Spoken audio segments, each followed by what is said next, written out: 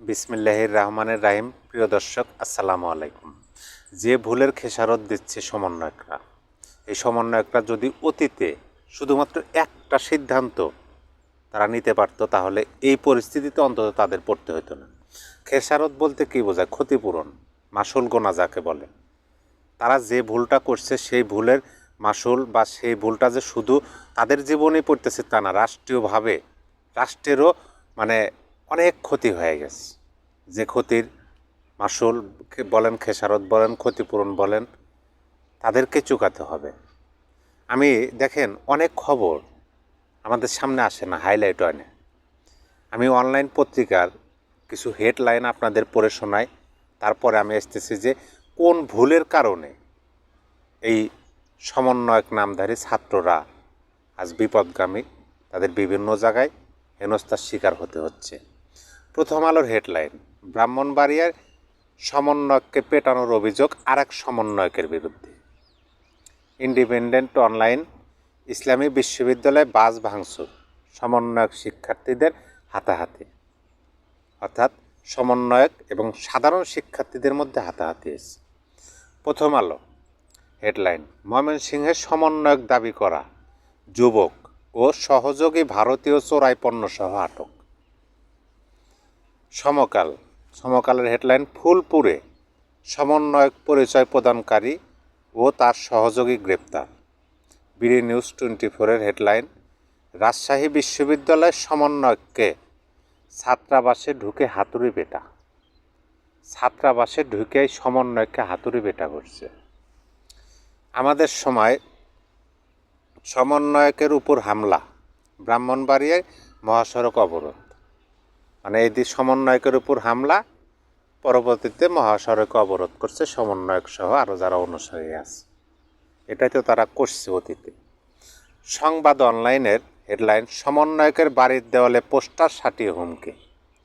ঢাকা পোস্টের হেডলাইন, ঈশ্বরদীতে সমন্বয়কের উপর হামলা, ছাত্রলীগ নেতার বিরুদ্ধে অভিযোগ। এটা তো তাদের পুরাতন দৃষ্টিভঙ্গি, যে যাই হোক ছাত্রলীগের প্রতি তাদের আঙ্গুল ওঠে।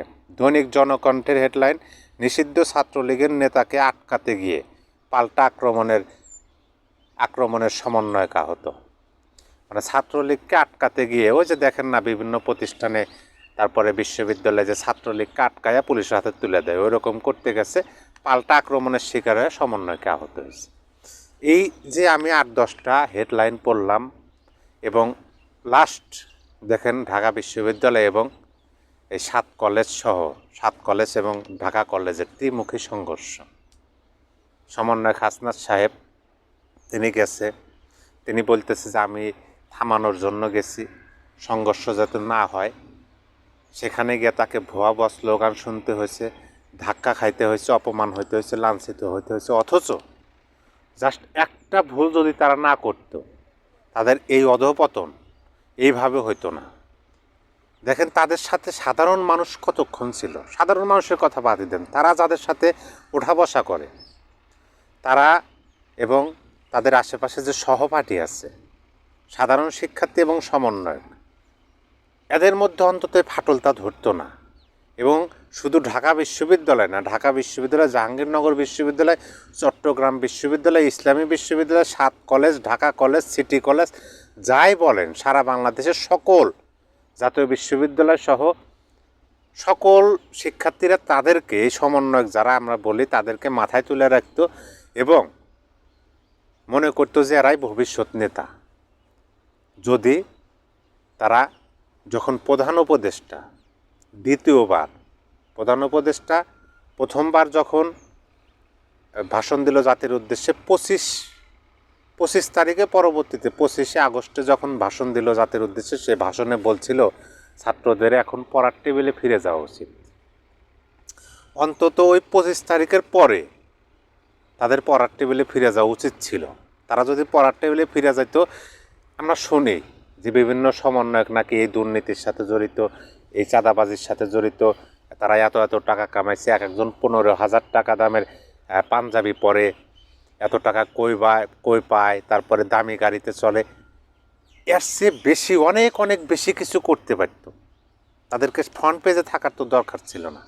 তারা সরকার গঠন করছে, দেখেন তাদের সাথে সাধারণ শিক্ষার্থীরা কতক্ষণ ছিল।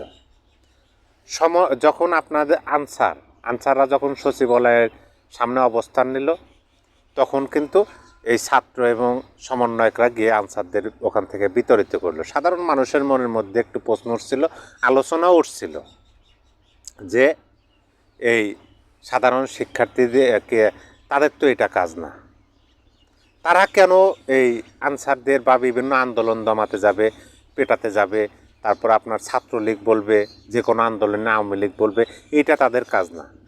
এই তখন থেকে কিন্তু সাধারণ শিক্ষার্থী সহ সাধারণ মানুষের মনের মধ্যে তাদের প্রতি একটা অনীহা সৃষ্টি হয়। তাছাড়া আপনি দেখেন প্রধান বিচারপতির বাসভবন ঘেরাও করে তাকে পদত্যাগে বাধ্য করা, বিচারকদের বাধ্য করা, আইনজীবীদের বাধ্য করা, এগুলোর সাথে কিন্তু জনগণ ছিল, বলছে ঠিকই আছে।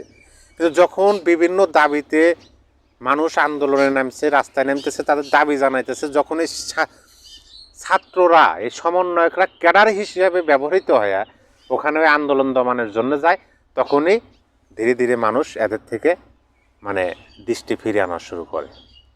তারা যদি ওই সময় পড়ার টেবিলে যাইতো, আজ তাদের এই পরিণতি অন্তত হইতো না। ভবিষ্যতে এসে আরও অনেক মানে কি বলে প্রতিকূল পরিস্থিতি তাদের জন্য অপেক্ষা করতেছে, যদি তারা এখনই না বোঝে। এখন নিজেরা নিজেদের মধ্যে মারামারি শুরু করতেছে, আহত হইতেছে, হাসপাতালে যাইতেছে, একজন আর একজনের কথা শুনতেছে না। এটাই এরকমই ঘটবে।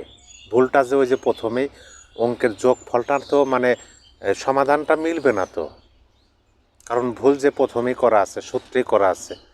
তারা আন্দোলন শেষ করছে, শেষ করে তারা অন্তত 15 দিন বা 1 মাস পরে তারা যদি পড়ার টেবিলে ফিরে যেত, তারা সচিবালয় অত ঘোরাঘুরি না করে, সচিবালয়ে ঘোরাঘুরি করে যে কাজ করছে তার চেয়ে বেশি কাজ করতে পারত, পড়ার টেবিলে পড়তো আর এই কাজ করতো, কেউ জানতোই না, সবাই তাদেরকে সম্মানের চোখে দেখত। আপনার মতামত কি? সবাই ভালো থাকবেন, সুস্থ থাকবেন। আল্লাহ।